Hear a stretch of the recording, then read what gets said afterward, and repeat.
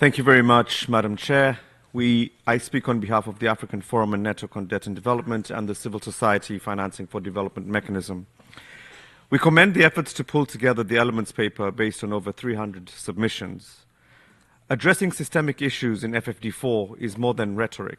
It is about establishing norms and practices that restore trust in the multilateral system and, more importantly, address the fundamental inadequacies in present initiatives to address the poly-crisis and move us meaningfully towards the SDGs. For example, the Elements Paper proposal on credit rating agencies calls to create or find space for regular dialogue amongst member states, credit rating agencies, regulators, standard setters, long-term investors, and other public institutions. Initial discussions could address, for example, more appropriate rating actions during debt swaps and restructurings.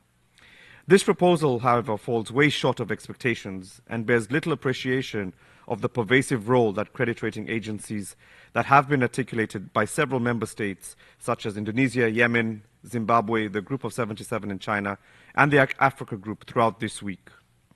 Credit rating agencies are a deterrent to effectively addressing the debt crisis that is a major impediment towards SDG financing, given the crowding out effect due to debt service interest repayments.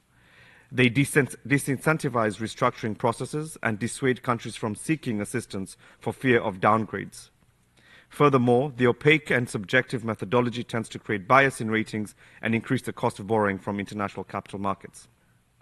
As such, civil society strongly recommend a more radical and progressive approach to addressing the disruptive role of credit rating agencies, which undermines debt resolution.